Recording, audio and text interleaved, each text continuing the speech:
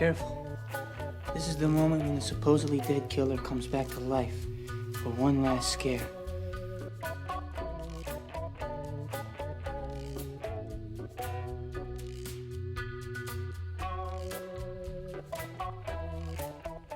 Hello, and welcome to the One My Scare Screamathon, where today we're looking at Scream 2, released in 1997.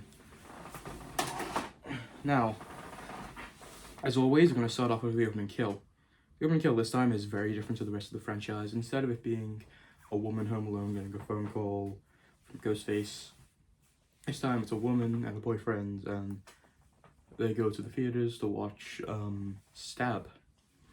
Which, obviously Stab is like the fictional stand-in for the Scream films, where they just take what happened in Scream 1 and make a film about it called Stab. And the theater scene is incredible, and it's what I expect to see when I watch Scream 6. Like, seriously, if I go in and nothing's like this,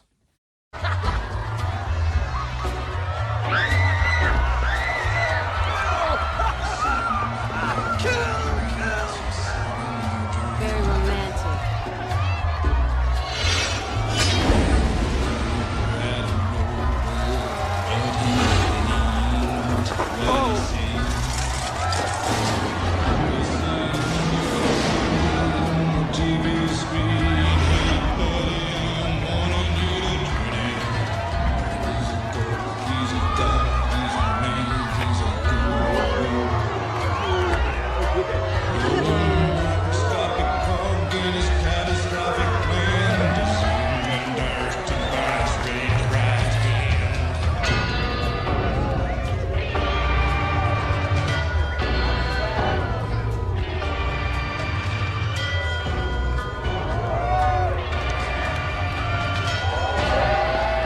I don't want it.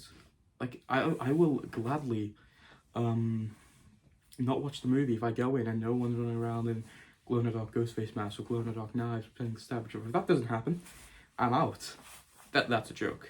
I do really want to see this movie, so even if it's not like that, I'm not gonna just do that. But yeah, again, the opening scene is very different because of that, and the use of Red Right Hand in the scene is just excellent as always. Whenever they use that scene in the movies, it's always guaranteed to be one of my favorite parts. I love hearing that song anytime in the film. It's just great. The trio sort of back to square one, which I kind of like. Dewey and Gail aren't together after the first one. In fact, Dewey kind of has a bit of an argument about her, about how she wrote about them in her book, because I've got to mention Stab is also based off of a book Gail Weathers wrote. So there's that scene, where he's like, page 221. Deputy Dewey had a look of inexperience, or he oozed with inexperience. That was the line. Or the one where, I forgot the other line, but I'll just play it. Don't you think you're overreacting just a little bit? No. What I think is that you're a money-hungry, fame-seeking, and forgive me for saying mediocre writer who's got a cold storage shed where her heart should be. No offense intended. Dewey, I never meant to imply How do you know that my dim-witted inexperience isn't merely a subtle form of manipulation used to lower people's expectations, thereby enhancing my ability to effectively maneuver within any given situation?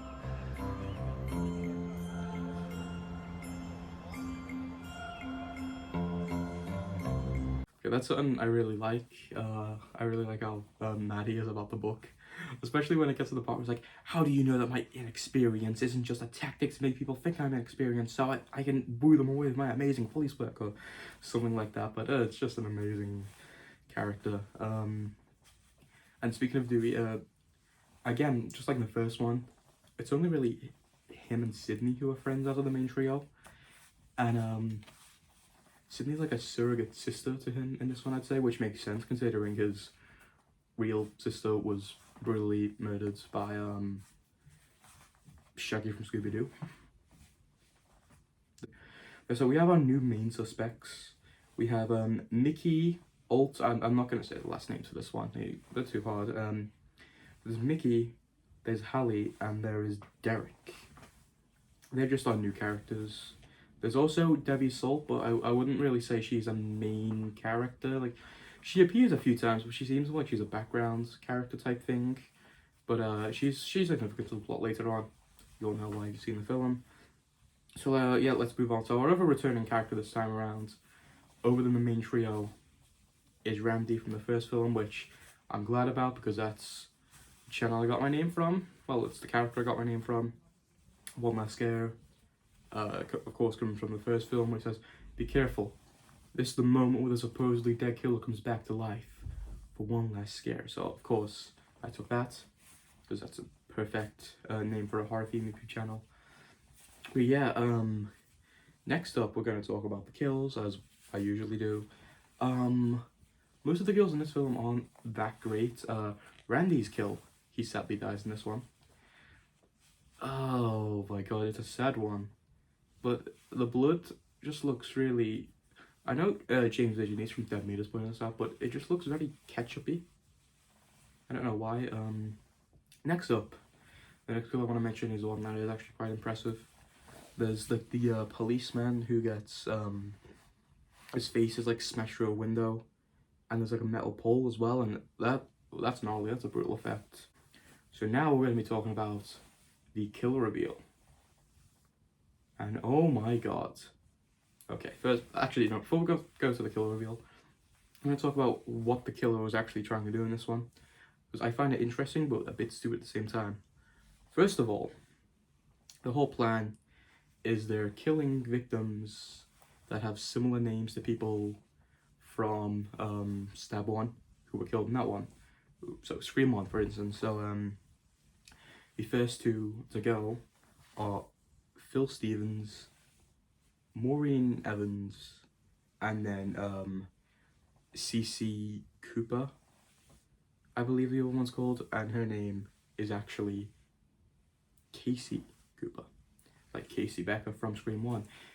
But the fourth order, the fourth person to go, if to follow this order, would have to be named Arthur, because it has been confirmed. This has probably been common knowledge for a while, but I learned this from the Scream 6 poster, that the principal's name, who dies fourth in Scream 1, is named Arthur Himbry. So you're thinking, oh, the fourth person in this one must be named Arthur. No, it's Randy. Okay then. Then again, I think by that part they kind of just stopped doing the whole thing with the names. But yeah, so now the kill reveal. This time around, it's revealed to be Mickey, who, by the way, has an amazing back and forth argument with Randy throughout the film, where they're constantly arguing about if sequels are good or not. Very meta. I love the Scream films for that, because the first film is like, you know, sort of first film is sort of just like horror movies in general. The second one is like about sequels, and then the third one is about the trilogy. And oh my god, we'll get there when we get there. We'll get there when we get there. Yeah, so the first killer revealed to be Mickey, and he starts accusing Sydney's new boyfriend Derek of being the other killer. And oh my god, wow, that was a messed up scene. I think, like, obviously people would have fell for that the first time they watched it, because they didn't know if he was telling the truth, and if he was like, everyone was trying to lie. Like, I genuinely feel like that would have been an amazing moment to see in the theaters for the first time. Next up, our next part of the killer reveal, it's revealed that Debbie Salt is the second killer, Mickey's accomplice, but her name isn't Debbie Salt. Her name is Nancy Loomis. Apparently the first name is Nancy. Some people say it's Debbie, some people say it's Nancy. I don't know. But more importantly, the second killer in this movie is Billy's mother. Nice twist, huh? Didn't see it coming, did you? That's insane. Wow. Yeah, Mickey, that is quite the twist. But yeah, so Mickey also has this absolutely insane motive, which is he wants to get caught, and he wants to blame everything he's done on the movies that's certainly an interesting one. But and then Mrs. Loomis is just, you know, it's good old-fashioned revenge. She wants revenge on Sydney because Sydney killed her son. Fortunately for us, Cotton Weary, who I don't think I mentioned in the Screamathon video, but okay, look, just to give you a little Cliff Notes version of his story, he was the man who was arrested for murdering Maureen Prescott, Sydney's mum. But by the end of the first film, he was obviously cleared of that, considering Billy Loomis and Stu Macher had already confessed to Sydney that it was actually them. So because of that, yeah, he's let go, and he's trying to clear his name a bit. One of the ways he tries to do it is he tries to go into a talk show with Sydney. Sydney keeps denying it, but at the end, I think this is absolutely funny. It's stupid, but oh my god, this is funny how this happens. Cotton Weary's stood there with a gun, and he's trying to decide whether to shoot the woman holding a knife to someone's throat, or if he should shoot the person who doesn't want to go on a talk show with him. Look, Cotton, I think it's obvious who you should shoot, and it's definitely not Sydney. She's like the main character. I mean, he doesn't know that, but whatever.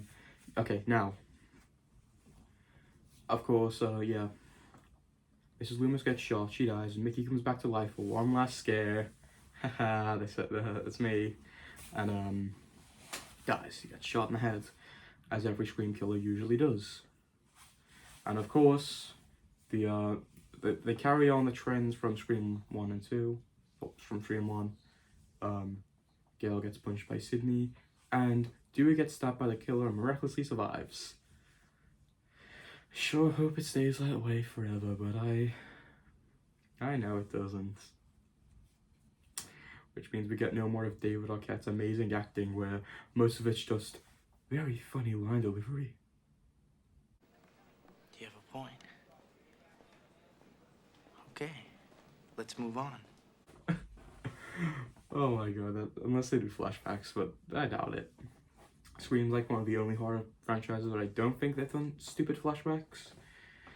They could have, and it could have just been like it could have just not said it was a flashback, so kind of like what Saw constantly do. But whatever. Yeah, join me next time where I'll be talking about Scream 3, released in the year 2000. Goodbye.